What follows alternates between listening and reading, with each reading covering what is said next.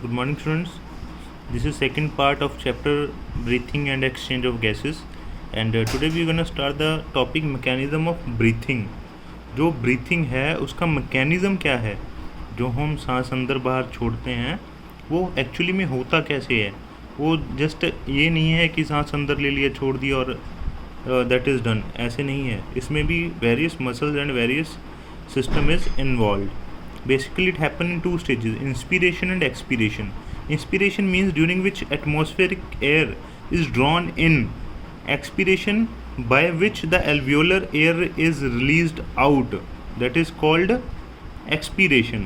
Inspiration क्या है, जब हम सांस को अंदर लेते हैं उसको हम बोलते हैं इंस्पिरेशन, और एक्सपीरेशन क्या है, जब हम हवा को बाहर छोड़ते हैं, that is expiration. Now, the movement of air into and out of the lung is carried out by creating a pressure gradient between the lungs and the atmosphere. Basically, you have to understand this. What is a pressure gradient? Pressure gradient means it is a system in which one side is a higher pressure and second side there is a lower pressure. उसको हम बोलते हैं pressure gradient. जब एक side पे ज़्यादा pressure हो और दूसरी साइड पे कम प्रेशर हो. Inspiration can occur if the pressure within the lungs is less than the atmospheric pressure. That is, there is a negative pressure in the lungs with respect to the atmospheric pressure. You have to understand this very carefully. Inspiration कहते कब होती है, सांस अंदर कब जाता है या हवा अंदर कब जाती है, जब लंग्स के अंदर प्रेशर जो है वो कम होता है एटमॉस्फेरिक प्रेशर से. अब इसको आप समझिए ध्यान से. लंग्स के अंदर देखिए प्रेशर कम है हवा का, एटमॉस्फेयर के अंदर जो प्रेशर है वो ज़्यादा है हवा का. अब हमको एक बात पता है, gases move from higher pressure to lower pressure and the outside pressure is higher.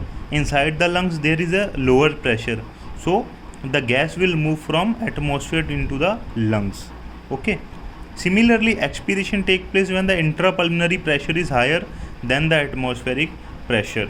When we inhale the air, जब हम सांस अंदर ले जाते हैं तब हमारे बॉडी के अंदर या लंग्स के अंदर प्रेशर ज़्यादा हो जाता है, और फिर एटमॉस्फेयर के कंपैरिजन में एटमॉस्फेयर में प्रेशर कम रह जाता है. तो फिर एक्सपीरेशन में क्या होता है, हमारे लंग्स से जो एयर है वो बाहर निकल जाती है. The diaphragm and a specialize set of muscle, external and internal intercostal muscle between the ribs help in generation of such gradient. और ये ग्रेडियंट बनाने में हेल्प कौन करता है, डायफ्राम एंड कुछ मसल्स हैं, external and internal intercostal muscles. Okay.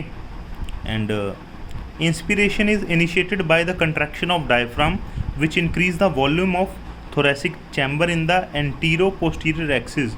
Basically जो इंस्पिरेशन है वो कैसे होती है, इसमें जो हमारा डायफ्राम है, डायफ्राम ये नीचे को मूव करता है. इसमें हम डायग्राम में भी देखते हैं, हम इसमें डायग्राम में देखते हैं mechanism of breathing showing inspiration and expiration. इसमें क्या है, इंस्पिरेशन हो रही है, ये देखिए डायग्राम, डायफ्राम जो है नीचे को मूव कर रहा है. डायफ्राम जब नीचे मूव करता है तो ये जो चैम्बर है इसका स्पेस बड़ा हो जाता है. वॉल्यूम ऑफ थोरैक्स इंक्रीज, लिखा भी हो यहाँ पे, वॉल्यूम ऑफ थोरैक्स इंक्रीज. ये जो थोरैक्स पार्ट है इसका वॉल्यूम क्या हो गया, इंक्रीज हो गया. क्यों, क्योंकि जो डायफ्राम है वो कंट्रैक्ट हो गया, नीचे को चला गया. एक्सपीरेशन में क्या होता है, डायफ्राम जो है रिलैक्स कर जाता है, it came back to the normal position and the volume of thorax become decreased. अब जो वॉल्यूम है वो फिर दोबारा डिक्रीज़ हो जाता है. अब एक बात समझिए, यहाँ पे एयर जो है हमारे थोरैक्स के अंदर आ गई, यहाँ पे बाहर से हवा आई, यहाँ पे इकट्ठी हो गई. ओके, इसका एरिया जो है बढ़ गया. लेकिन फिर क्या हुआ, डायफ्राम जो है दोबारा फिर नॉर्मल पोजीशन पे चला गया, रिलैक्स हो गया. अब एयर तो अंदर उतनी ही है लेकिन स्पेस कम हो गई. स्पेस कम होने के कारण अंदर प्रेशर जो है एयर का वो बहुत ज़्यादा बढ़ जाता है. अब अंदर जब प्रेशर बढ़ गया एयर का बाहर के कंपैरिजन में, तो क्या हो जाएगा, फिर एयर बाहर एक्सपेल आउट हो जाएगी. When the area inside the और volume inside the thorax decreased, then there will be high pressure of air inside the thorax as compared to the atmosphere. So that foul air needs immediate removal, so the foul air will be removed. And now next here we'll understand some more things. Sternum cause an increase in the volume of thoracic chamber in the dorsoventral axis. नीचे की तरफ तो जो diaphragm है वो area increase कर देता है, और जो ऊपर की तरफ है स्टर्नम होता है, हमारे फ्रंट में बोन होता है, हमारे चेस्ट कैविटी के फ्रंट में एक स्टर्नम नाम का बोन होता है जो हमारा एरिया को इंक्रीज़ करने में हेल्प करता है। The overall increase in the thoracic volume cause similar increase in pulmonary volume. कल भी हमने रीड किया था जो थोरेसिक वॉल्यूम है वो पल्मनरी वॉल्यूम के साथ रिलेटेड होता है, जुड़ा हुआ होता है। When the thoracic volume increase then pulmonary volume also increase. An increase in pulmonary volume decrease the intrapulmonary pressure to less than the atmospheric pressure which force the air from outside to move into the lungs। कहते हैं जब pulmonary volume जो है वो decrease होता है तो pulmonary volume जब इंक्रीज़ होता है तो इंट्रा पल्मनरी प्रेशर डिक्रीज़ हो जाता है। मतलब हमारे जो प्रेशर है हमारे लंग्स के अंदर वो डिक्रीज़ हो गया। वॉल्यूम तो देखो अंदर इंक्रीज़ हो गया, ये डायग्राम दोबारा से देखिए आप, डायफ्राम नीचे चला गया, डायफ्राम नीचे जाने से वॉल्यूम तो इंक्रीज़ हो गया लेकिन जो प्रेशर है वो डिक्रीज़ हो गया।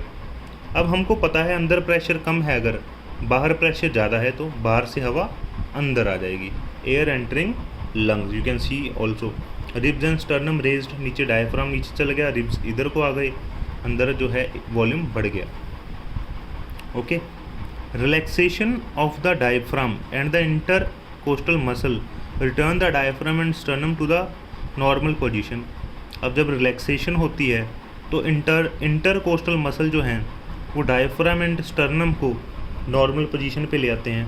ये देखिए ये सारे नॉर्मल पोजीशन पे चले गए, जिसके बाद क्या होता है इंट्रा पल्मनरी प्रेशर है वो इंक्रीज़ हो जाता है एटमॉस्फेरिक प्रेशर से। देखिए intra pulmonary pressure increase above the atmospheric pressure causing the expulsion of air from the lungs, that is expiration। उससे जो एयर है वो बाहर रिमूव हो जाती है। We have the ability to increase the strength of the inspiration and expiration with the help of additional muscle in the abdomen। On the average a healthy human breathe 12 to 16 times a minute। हम 12 से 16 बार सांस लेते हैं एक minute में। The volume of air involved in breathing movement can be estimated by using a spirometer which help in clinical assessment of pulmonary function।